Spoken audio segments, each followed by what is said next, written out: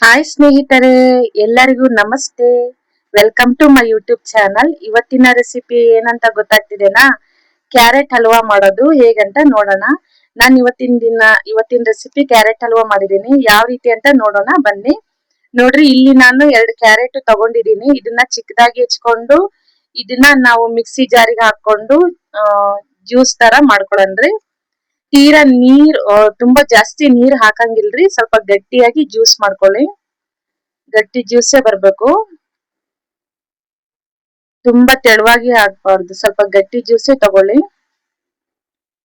ನೋಡಿ, ಜಾಸ್ತಿ ನೀರ್ ಹಾಕೊಳಕ್ ಹೋಗ್ಬೇಡಿ, ಸ್ವಲ್ಪ ಜ್ಯೂಸು ಮಂದಿಗೆ ಇರ್ಲಿ, ಅಂದ್ರೆ ಸ್ವಲ್ಪ ಗಟ್ಟಿಗೆ ಇರ್ಲಿ ಕಣ್ರಿ, ನೀರ್ ತರ ಇರಬಾರ್ದು. ನೋಡ್ರಿ, ಈ ರೀತಿ ನಾವು ಶೋಧಿಸ್ಕೋಬೇಕು. ಹಾಗೆ ಸ್ನೇಹಿತರೆ, ನೀವು ನಮ್ಮ ವಿಡಿಯೋನ ಮೊದಲನೇ ಸಾರಿ ನೋಡ್ತಾ ಇದ್ರೆ ಪ್ಲೀಸ್ ಸಬ್ಸ್ಕ್ರೈಬ್ ಆಗಿ. ಹಾಗೆ ನನ್ನ ವಿಡಿಯೋ ಇಷ್ಟ ಆಗಿದ್ರೆ ಲೈಕ್ ಮಾಡೋದ್ ಮಾತ್ರ ಮರೆಯಕ್ ಹೋಗ್ಬೇಡ್ರಿ.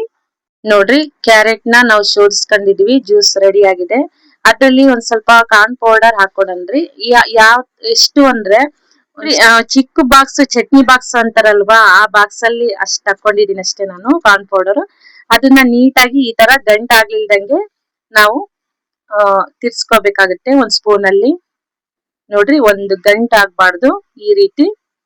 ನೋಡ್ರಿ, ಇದನ್ನ ನಾವು ಗ್ಯಾಸ್ ಹಚ್ಬಿಟ್ಟು ಲೋ ಫ್ಲೇಮ್ ಅಲ್ಲಿ ಇಟ್ಬಿಟ್ಟು ನಾವು ಇದನ್ನ ಈ ತರ ತಿರ್ಗಿಸ್ತಾ ಇರ್ಬೇಕ್ರಿ. ಒಂದ್ ಸ್ವಲ್ಪನೂ ಗಂಟ್ ಆಗ್ಬಾರ್ದು, ನಿಲ್ಸ್ಬಾರ್ದು, ಹಾಗೆ ತಿರ್ಗಿಸ್ತಾ ಇರ್ಬೇಕು. ಇಲ್ಲ ಅಂದ್ರೆ ಗಂಟ್ ಆಗ್ಬಿಡುತ್ತೆ. ಈ ರೀತಿನೇ ಮಾಡ್ತಾ ಇರ್ಬೇಕು ನಾವು. ಸ್ವಲ್ಪ ಲೋ ಫ್ಲೇಮ್ ಅಲ್ಲೆಲ್ಲ ಇಟ್ಟು ನಾವು ಈ ರೀತಿ ಮಾಡ್ಕೋಬೇಕಾಗುತ್ತೆ. ನೋಡ್ರಿ, ಚೆನ್ನಾಗಿ ಕುದಿ ಬರ್ಬೇಕದು. ನೋಡ್ರಿ, ಈ ರೀತಿ ಗಟ್ಟಿ ಆಗ್ತಾ ಬರುತ್ತೆ. ನೋಡಿ, ತಿರ್ಗಿಸ್ತಾನೆ ಇರ್ಬೇಕ್ರಿ ಸ್ಪೂನ್ ಅಲ್ಲಿ. ನೋಡ್ರಿ, ಆಗ್ಲೇ ಚಟ್ನಿ ಬಾಕ್ಸ್ ಅಲ್ಲಿ ಕಾರ್ನ್ ಪೌಡರ್ ತಗೊಂಡಿದ್ವಲ್ಲ, ಅದೇ ಬಾಕ್ಸ್ ಅಲ್ಲೇ ನಾವು ಅರ್ಧ ಸಕ್ಕರೆ ತಗೋಬೇಕಾಗುತ್ತೆ. ನೋಡ್ರಿ, ಸಕ್ಕರೆ ಹಾಕೊಳ್ಳಿ. ಸಕ್ಕರೆ ಜಾಸ್ತಿ ಬೇಕಂದ್ರೆ ನೀವು 2 ಬಾಕ್ಸ್ ಆದ್ರೂ ಹಾಕೋಬಹುದು.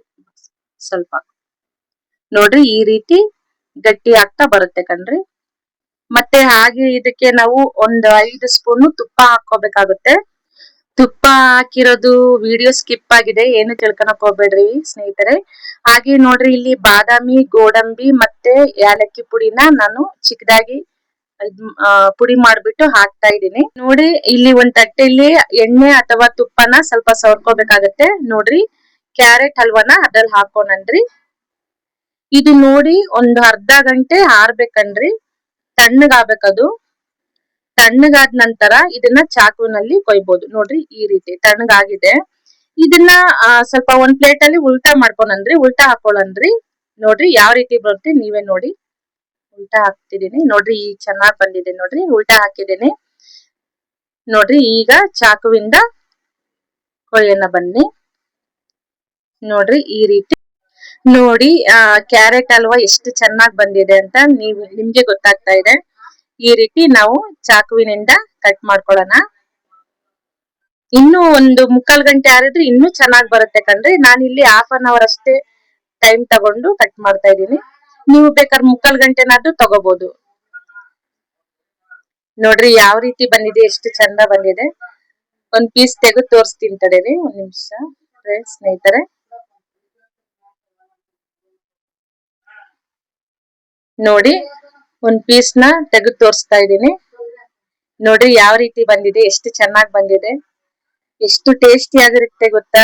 ನೋಡ್ರಿ, ಬಾಯಲ್ಲಿ ಹಾಕೊಂಡ್ರೆ ಕ್ಯಾರೆಟ್ ಹಲ್ವಾ ಕರಗುತ್ತೆ ಕಣ್ರಿ, ಅಷ್ಟು ಚೆನ್ನಾಗಿರುತ್ತೆ. ನೀವು ಒಂದ್ಸಲ ಟ್ರೈ ಮಾಡ್ರಿ, ಯಾವ ರೀತಿ ಬರುತ್ತೆ ಅಂತ ಕಮೆಂಟ್ ಬಾಕ್ಸ್ ಅಲ್ಲಿ ತಿಳಿಸಿ. ನೆಕ್ಸ್ಟ್ ವಿಡಿಯೋದಲ್ಲಿ ನಾನು ಬೀಟ್ರೂಟ್ ಹಲ್ವಾ ಹೇಗ್ ಮಾಡೋದು ಅಂತ ಹೇಳ್ಕೊಡ್ತೀನಿ ಸ್ನೇಹಿತರೆ. ದಯವಿಟ್ಟು ವಿಡಿಯೋ ನಿಮ್ಗೆ ಇಷ್ಟ ಆಗಿದ್ರೆ ಪ್ಲೀಸ್ ಸಬ್ಸ್ಕ್ರೈಬ್ ಆಗಿ ಫ್ರೆಂಡ್ಸ್. ಹಾಗೆ ನಮ್ಮ ವಿಡಿಯೋಗೆ ಒಂದು ಲೈಕ್ ಕೊಡೋದ್ ಮಾತ್ರ ಮರೆಯೋಕ್ ಹೋಗ್ಬೇಡಿ. Thanks for video watching friends. Thank you. Bye.